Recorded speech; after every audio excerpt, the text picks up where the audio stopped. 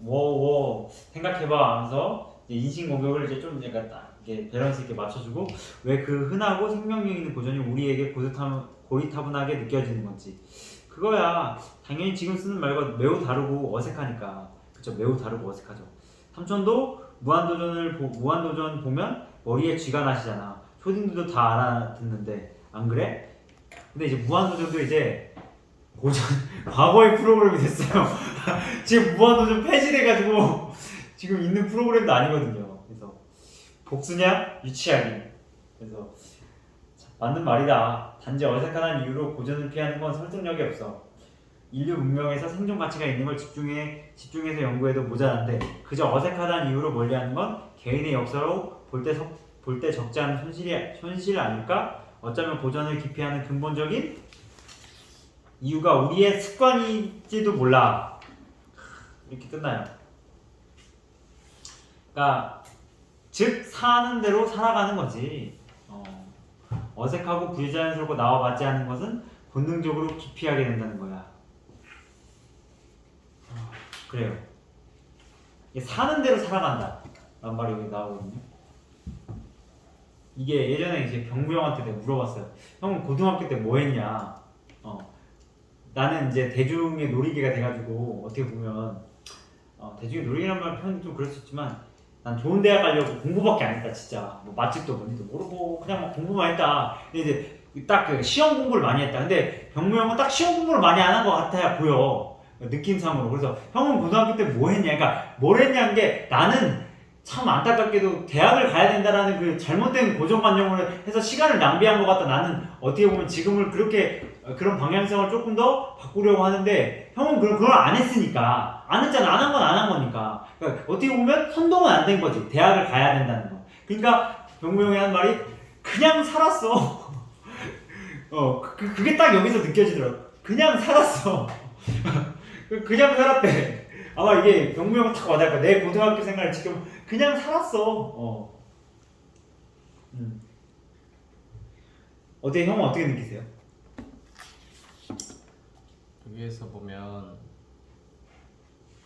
그러니까 어색하다, 어떤 기피한다, 자기를 어떤 사람이라고 규정했기 때문에 좋아하는 것만 하고 싫어하는 건 안 하고 그렇게 그냥 그거는 이제 우리가 고전에서 배웠듯이 어떤 자기의 정체성에 대해서 그런 걸 생각해 보지도 않고 살아왔기 때문에 그러면 예를 들면 부모나 친구나 주변 사람들이 너는 이런 사람이야라고 얘기를 했을 거라는 거지. 자기가 좋아하는 것도 정해져 있고 싫어하는 것도 정해져 있고 그냥 그대로 그걸 습관을 가지고 익숙한 대로 살아가는 거지. 뭐가 그러니까 내가 진짜 이게 좋아하는 게 맞아라고 의심도 해보지 않고 이건 나 누가 규정 지어 놔줬고 그걸로 그대로 이제 살아가는 습관. 예. 그거를 깨려는 시도, 의심, 저항 이런 게 뭔지도 모르고 그냥 살아가는 거죠. 그러니까 고전도 마찬가지로 사람들이 얘기해주는 고전은 고리타분하고 지루하고 재미없고 그러니까 뭐 누가 고전을 얘기해요 솔직히. 다 돈을 얘기하고 어떤 쾌락적인 걸 쫓아가고 즐거움을 쫓아가고 그러지. 그러니까 고전도 마찬가지로 그냥 습관대로 이거는 멀리할 수밖에 없고 아까 가치와 생명력 얘기했는데 그러니까 이렇게 이런 사람에게 고전이란 게 가치와 생명력이 있다는 걸 발견하기가 쉽지는 않죠. 저는 사는 대로 살아가는 거지. 투자도 마찬가지로 하는 대로 하면 되지. 그게 그렇게 되면 말이 되겠지만 그게 안 되잖아. 그걸 제일 어떻게 보면 경계해야 되잖아요.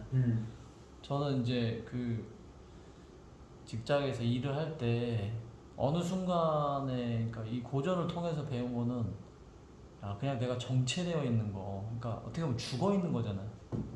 근데 죽어 있는데도 나 자신은 그게 죽어 있는 걸 전혀 모르는 거예요. 그냥 그걸 안정이라고 생각하고 살아가려고 한다는 거죠. 근데 그 안정적이라는 게 사는 대로 사는 게 진짜 어떻게 보면 제일 무서운 거일 수도 있다 그런 생각도 들고 그렇습니다. 예. 무섭다. 사는 대로 살아가는 것이 사실 숨 마신다고 해서 다 산 게 아니죠. 그러니까 인간다움을 지키고 산다는 것이 진짜 인간답게 사는 건데 나무처럼 그냥 숨만 쉬고 영양분을 빨고 근데 나무 같은 경우는 그래도 남들한테 피해라도 안 주는 건데 살다가 남이라도 피해를 주면 나무마도 못한 거니까 그게 참 사람대로 살아가는데 인간 자체로서 동물로 살아가는 게 아니라 인간 자체로서 살아간다는 것이 이제 어렵다는 거죠. 왜냐면 동물로 살아가면 그냥 뭐 본능에 맞게 살아가면 되니까 아까 말한 뭐 돈 버는 얘기만 한 본능에만 충실하면 되는데 근데 이제 인간으로 살아가는 거는 지극히 노력과 하루하루도 어느 순간 동물이 될 수 있는 걸 경계해야 되니까 그렇잖아요. 그런 게 좀 선생님은 어떻게 사는 대로 살아가는 이 부분 아니면 그게 달라 저기 부분에서 사는 대로 살아가는 거가 이게 무심한 시 빼고 사는 건 정도인데 네, 그게 아니고 아까 무지 네, 아무 생각 없이 그죠. 살아가면 안 되거든. 딱 그 의미 같은데. 네, 네. 그러니까 사는 대로 그러니까 주는 대로 주고 먹는 대로 먹는 게 아니라 내가 스스로 만들 수 있고 줄 수 있고 이런 주체적으로 살아가야 되는 건데 그게 어렵죠. 게으르는 거죠. 왜냐면 아침에 눈 뜨면 누가 일찍 일어나고 싶겠어요. 오늘도 참 힘들더라. 이게 뒤에서 좀 30분 일찍 일어나고 싶어. 그러면은 좀 일찍 일어나야 돼. 오는데 한 1시간 정도 걸리는데 와서 좀 테니스는 이야기도 하고 싶고 이거 하고 싶은데 제가 원래 그런 사람 아니고 제가 학점도 좋고 하는 이거 학점 좋으려면 절대 지각을 하면 안 되잖아요. 개근상도 타봤는데 꼭 여기 올 때마다 지각하니까 참 이 본능을 이겨내기가 근데 어떻게 보면 내가 그렇게 살았던 삶에 대한 어떤 밸런스로 이렇게 가끔가다 한 3, 4분 지각을 하는 건지 그러니까 그런 것도 반성이 될 때도 있어요. 그러니까 그냥 지켜보는 거죠. 어떻게 보면 그러니까 진짜 아침에 눈 떠서 내가 참 그 사과당근 주스 만들고 야채 국물 만들고 준비하고 스트레칭하고 이렇게 간다는 그 인간다움을 유지한다는 것 자체가 진짜 게으르지 않으면 어렵다. 근데 사람들은 성실하게 술 마시는데 열심히 일을 쓰시는 거죠. 그러니까 그게 오히려 안타까운 건 안타까운 거지 않을까. 그래서 당연한 거 아니야? 바쁘고 빠른 시대잖아. 선택과 집중 몰라 어색한 것까지 기웃거리고 밥 먹고 살기 힘들다고. 선택과 집중을 해야 된다고 착각하고 있는 거죠. 말 잘했다. 이 애늙은이야. 그러니까 사실 이거는 이제 나이가 들어서 말해도 부족한 단어인데 그렇게 얘기를 한 거죠. 너 같은 인간을 꼰대라고 하는 거야. 밥 먹고 살자고 죽어라 노력하고 밥 먹고 사냐? 예술가 성인들이 밥 먹고 사는 게 목표라더냐? 참 이게 지금 사람들 열심히 밥 먹고 살자고 노력하고 집 못 사는 시대가 왔는데 그렇게 집 살려고 노력하는 게 참 그런 생각이 들어요. 그러니까 예수님도 그런 비유를 하잖아요. 밖에 새를 봐라. 저 새도 먹고 사는 걸 걱정 안 하는데 왜 지금 너희들은 먹고 사는 걸 걱정하느냐? 새보다도 못한 거 아니냐라는 걸 우회적으로 까는 건데 참 그런 경지까지 간다라는 게 참 어려운 것 같아요. 그래서 그런 인신공격을 하는 걸 듣고서 이제 인신공격이라고 또 얘기를 하는 거죠. 아 정말 끝까지 인신공격이네. 그러는 삼촌은 사사건건 나와 삼촌 레벨을 규정하는데 그게 진짜 꼰대라는 거 뭔지 그치? 잘 생각해봐. 무한도전도 나중에는 고전이 될 수 있어. 지금 점점 시간이 흘러가서 오래된 프로그램이 되고 있죠. 안 그래? 삼촌은 그 시대의 언어도 못 알아듣잖아. 옛것은 알면서 지금 것 모르는 건 꼰대가 아니고 뭐야. 항상 이런 식으로 이 녀석과의 대화는 시작된다. 물론 나도 언제나 지지 않는다. 꼭 말만 살아있는 사람이 이렇게 얘기하죠. 무한도전도 고전 아니야? 막 이런 식이 있잖아요. 네가 가치가 다 있기 때문에 그럼 다 사야 되는 거 아니야? 뭐 이런 거 있잖아요. 그런 얘기들. 가치가 다 있다면서 왜 팔아? 뭐 이런 것들을 보죠. 가치가 있으면 다 소중히 다뤄야 되는 거 아니야? 이게 또 말은 그러니까 언어를 이기려고 하는 실체화된 언어를 가지고 고정화된 언어를 만들려고 하는 그런 경향들이 보이는데 말이나 못하면 야 내가 무한도전을 내서 떠드는 말이 해석이 되는 게 아니라 무한도전을 보는 것 자체가 무한도전이라서 그런다. 무한도전 혹시 보셨나요? 혹시 어디 즐겨 보셨나요? 아니, 아 그냥 보고 좀 힘드셨죠? 나 그런 사람. 자, 무한도전 정말 형은 자주 보시지 않아? 형도 안 봤어요? 애기들은 보지 않아요? 오. 우리 집안은 고전을 좋아합니다. 근데 안 보는 집안도 있지.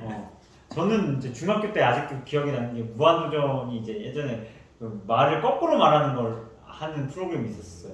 그걸 이제 실패하면은 이제 그 표주박 같은 걸로 이제 가지고 맞는 게임이었는데 그때 그렇게 그게 재밌었어 그냥. 그걸 왜 재밌는지 모르겠는데 근데 종교적 신념이 그걸 이겨내는 게 뭐냐면 그게 꼭 수요일 오후에 하거든요. 근데 수요일 오후 예배가 또 있어. 그러니까 그거를 아직도 기억이 나는데 저희 집 안방이 이제 마당이 있어서 그 안방 문을 열면 TV가 마당에서도 보여. 근데 그걸 보면서 이렇게 마당까지 나가면서 보면서 가는 기억이 있어.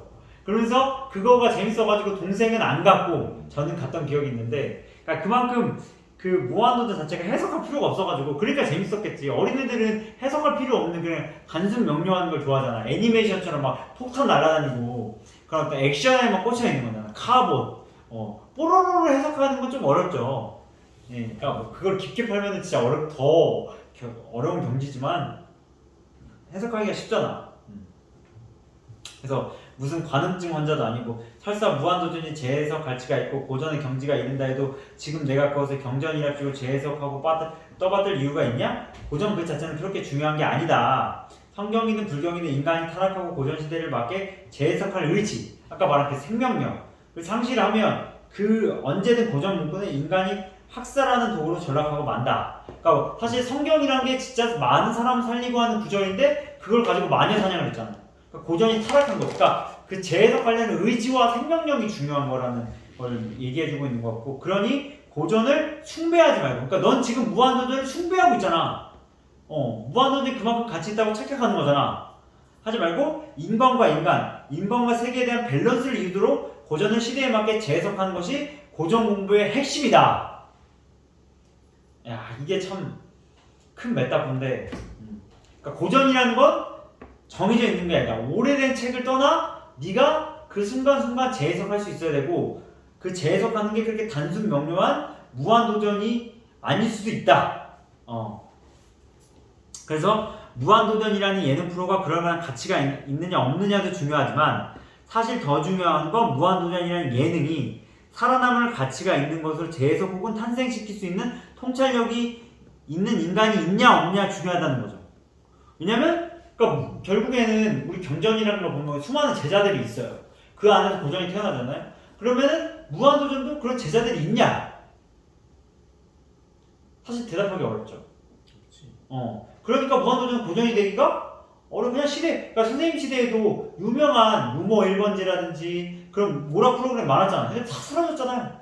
선생님 세대 때는 아마 서세원이라는 지금 오래 돌아가셨지만 그분도 거의 유재석만큼 대표 MCG 아니었나요? 그분도 오래 갈 거라 생각, 되게 오래 하셨더라고요. 생각보다도 프로그램도 엄청 많고. 그렇게 보면 그런 어떤 저희 아버지는 광대라는 표현을 하는데, 광대는 광대다라는 유명한 말을 하고 저한테는 무한도전 볼 때도 보지 말라고 하셨는데, 그것도 고리타분한 꼰대 이야기일 수 있겠지만, 그러니까 그런 부분들을 우리가 재해석할 만한 그 여러 가지의 밸런스 있는 게 돼야 되는데, 그게 어거지로 생명력과 가치를 대입시켜서 그걸 명상화시켜서 무한도전도 그렇지 않냐라는 우기기는 하면 안 된다는 거죠. 그래서 인간이냐, 왜냐면 결국에는 그 반야심경이라든지 금강경이라든지 이런 이야기들이 결국 재해석되는 거예요. 그러니까 우리가 그 노자를 주석하는 왕필이 있었기 때문에 노자가 결국엔 계속 우러나는 거고, 사사성경도 마찬가지인 거고, 그 사사성경 집주라고 주의라는 사람이 재해석했다는 말이죠. 그러니까 그런 사람이 계속 있을 때 그게 고전으로서 전해지고 되는 건데, 그게 아닌 것들은 고전화 되기가 점점, 그러니까 선생님이 말하는 포지티브 가는 그 에너지가 부족하다는 거죠. 그러니까 오래 남을 만한 가치가 떨어진다.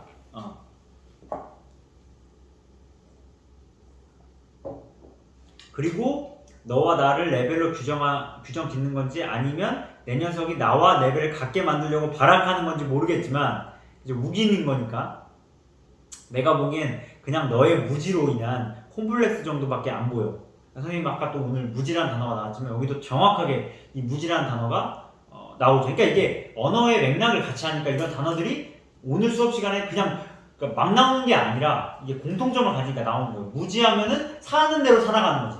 이게 되는 거죠. 그러니까 이게 이제 연관성이 있고 그런 단어들의 그 어떤 유기적 관계를 보면은 참 재밌어요. 왜냐면 무지란 단어가 지금 처음 나온 거거든요. 이게 이 책에서. 그러니까 무지란 단어도 되게 우리 고전 시간에도 중요한 화두잖아요. 근데 여기에 나왔다는 거는 그만큼 사는 대로 살아간다는 거와 그게 비슷한 맥락으로 가니까 이게 다 튀어나오는 거거든요.